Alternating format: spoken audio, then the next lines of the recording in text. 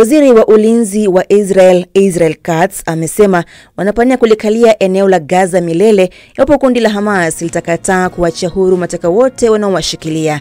Katz ameliamrisha jeshi la Israel kuyateka maeneo zaidi ya eneo la Gaza na kuhamisha wakazi wa eneo hilo. Waziri huyo amesema iwapo Hamas itakawia kuwaachia mateka hao, basi Israel itazidi kuchukua ardhi zaidi eneo la Gaza. Baada ya kujiondoa eneo la Rafah kufuatia makubaliano ya kusitisha mapigano, jeshi la Israel limeanzisha upya mashambulizi kusini mwa Gaza. Roncliffe Odit na maelezo zaidi. Waziri wa ulinzi wa Israel Katz amesema watazidisha mashambulizi katika eneo la Gaza katika kampeni ya kulishinikiza kundi la Hamas kuwaachia mateka, ikiwemo kuwahamisha raia walioko kusini mwa Gaza na kutekeleza mpango wa uhamiaji wa hiari uliopendekezwa na Rais wa Marekani Donald Trump kwa wakazi wa Gaza. Katz ameamrisha wanajeshi wa Israel kuyateka maeneo zaidi katika eneo la Gaza na kuimarisha ulinzi katika eneo hilo na kulinda jamii ya Israel na jeshi la Israel.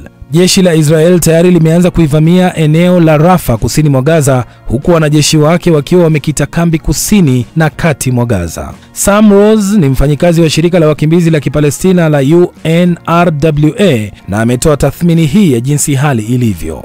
The situation is gravely concerning. Hali ni ya wasiwasi.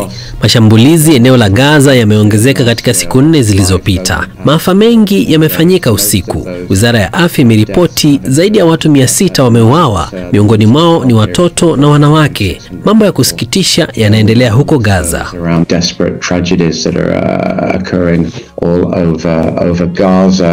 Wakati huo katika eneo lililokaliwa kimabavu la Ukingo wa Magharibi, shirika la wakimbizi wa Kipalestina linasema uharibifu unaotekelezwa na Israel unawaweka maelfu ya wakimbizi katika hali ya hatari ya kukosa makazi. Shirika hilo linaitaka Israel kusitisha ubomoaji. Akizungumza na waandishi wa habari mjini Brussels, katibu mkuu wa Umoja wa Mataifa Antonio Guterres ameelezea wasiwasi wake kuhusu kurejelewa kwa vita huko Gaza. On the other hand, I'm saddened and shocked because death and destruction are back in Gaza. Nasikitishwa na kushangazwa na maafa na uharibifu eneo la Gaza, na Wapalestina wameteseka kwa muda mrefu. Kwa hiyo, natoa wito wa kuheshimiwa kwa mkataba wa kusitisha mapigano na kuruhusu misaada kuingia eneo la Gaza na kuachiwa kwa mateka wote bila masharti. And then conditional release of the hostages. Awali, maelfu ya watu kutoka Israel waliandamana kupinga hatua ya kufukuzwa kazi kwa mkuu wa huduma ya ulinzi wa taifa Ron Bar, ambaye amekuwa akimchunguza waziri mkuu Benjamin Netanyahu na wandani wake.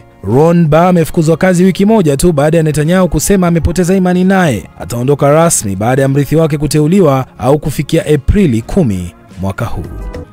Turejee barani Afrika ambapo jeshi la Sudan linasema kwamba msemaji wa jeshi lake ameuawa katika shambulio la ndege isiyo na rubani lililotekelezwa na kundi la wanamgambo wa RSF kwenye ikulu ya rais. Mariam Mujahid na maelezo zaidi.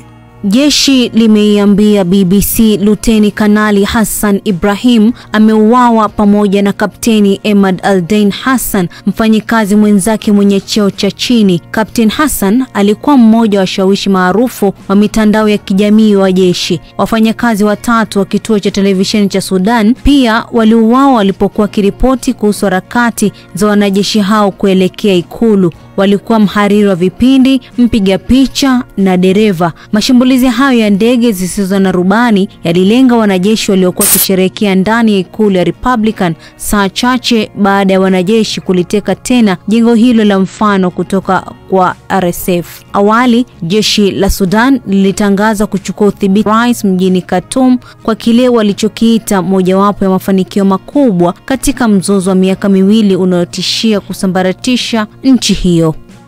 Unaendelea kusikiliza taarifa ya habari za dunia kutoka idhaa ya Kiswahili ya BBC. Shirika la Umoja wa Mataifa la kuhudumia wakimbizi linasema mapigano eneo la mashariki mwa Jamhuri ya Kidemokrasia ya Kongo yamewalazimu zaidi ya watu 100,000 kukimbilia nchi jirani katika muda wa chini ya miezi 3. Msemaji wa UNHCR Eugene Bayun amesema baadhi ya maeneo huko Goma kwenye makazi ya watu waliokimbia makazi yao huko Kivu Kaskazini pia yameharibiwa. Shirika hilo linasema misaada michache isiyotoshi inawafikia wale waliokimbia makazi yao, na hii ni kwa sababu ya kupunguzwa kwa misaada ya Marekani. Waasi wa M23 wanaoungwa mkono na Rwanda wamekuwa wakipambana na vikosi vya serikali katika eneo hilo. Na fundi wa shirika la ndege la Marekani ameachiwa huru na kundi la Taliban baada ya kushikiliwa nchini Afghanistan kwa zaidi ya miaka 2. George Glazman alikamatwa Disemba ya mwaka 2022 akiwa mtalii alipowasili kwa ndege nchini Qatar Alhamisi jioni kabla ya kusafiri kurejea Marekani. Kuachiwa kwake kulithibitishwa na waziri wa mambo ya nje wa serikali ya Taliban baada ya kukaribisha ujumbe wa mateka huyo ukiongozwa na Adam Bola na maafisa wengine wa Marekani katika mji mkuu wa Afghanistan, Kabul. Wizara ya mambo ya nje ya Taliban inasema kuachiwa kwa bwana Glazman ni kwa misingi ya kibinadamu na ishara ya nia njema, huku waziri wa mambo ya nje wa Marekani Marco Rubio akiuita mpango huo hatua chanya na yenye kujenga. Mawasiliano kati ya serikali hizo mbili kwa kawaida hufanyika kupitia nchi nyingine tangu Taliban ilipotoa tena mamlaka mwaka 2021. Qatar imesema imewezesha makubaliano ya kumwachilia huru Glazman. Uwanja wa ndege wa Heathrow nchini Uingereza umefungwa siku yote hii leo Ijumaa kutokana na hitilafu kubwa ya umeme iliyohusishwa na moto katika kituo kidogo cha kusambaza umeme. Uwanja huo wa ndege wenye shughuli nyingi zaidi nchini Uingereza umeonya kuhusu kile ilichokitaja kuwa usumbufu mkubwa katika siku zijazo na kuambia abiria wasisafiri hadi utakapofunguliwa tena. Phyllis Mwate na maelezo zaidi. Shirika la data linalofuatilia safari za ndege linaonyesha safari nyingi za ndege zinapelekwa maeneo mengine mbali na uwanja huo, huku baadhi ya safari za ndege kutoka Marekani zikilazimika kurejea zilipotoka. Gary Bowman ni mkurugenzi mkuu wa kampuni ya utafiti inayoangazia utalii Check-in Asia, na ameiambia BBC kuwa athari za kufungwa kwa uwanja huo itakuwa kubwa. It's a national, a regional and an international hub. So ni eneo muhimu sana kitaifa, kikanda na kimataifa. Hivyo kutakuwa na msongamano. Ndege zitabadilishwa au zitarudishwa zikiwa tayari angani. Kwa hiyo ndege zitawekwa sehemu tofauti duniani. Pia zile za mzigo ni eneo muhimu sana vile kimataifa kwa kusafirisha mzigo. Na mwezi wa March kwa kweli ni moja ya miezi ambayo ina shughuli nyingi sana kupitia uwanja huu wa Heathrow. Kwa hiyo ili likizidi kuchukua muda, inamaanisha athari itakuwa kubwa na kwa sekta kadhaa. The longer this goes on, the more. Lawrence Hayes alisafiri jana usiku kutoka New York, lakini badala ya ndege yake hitilafu kubwa ya umeme iliyohusishwa na moto katika kituo kidogo cha kusambaza umeme. Uwanja huo wa ndege wenye shughuli nyingi zaidi nchini Uingereza umeonya kuhusu kile ilichokitaja kuwa usumbufu mkubwa katika siku zijazo na kuambia abiria wasisafiri hadi utakapofunguliwa tena. Phyllis Mwate na maelezo zaidi. Shirika la data linalofuatilia safari za ndege linaonyesha safari nyingi za ndege zinapelekwa maeneo mengine mbali na uwanja huo, huku baadhi ya safari za ndege kutoka Marekani zikilazimika kurejea zilipotoka. Gary Bowman ni mkurugenzi mkuu wa kampuni ya utafiti inayoangazia utalii Check-in Asia, na ameiambia BBC kuwa athari za kufungwa kwa uwanja huo itakuwa kubwa. It's a national, a regional and an international hub. So ni eneo muhimu sana kitaifa, kikanda na kimataifa.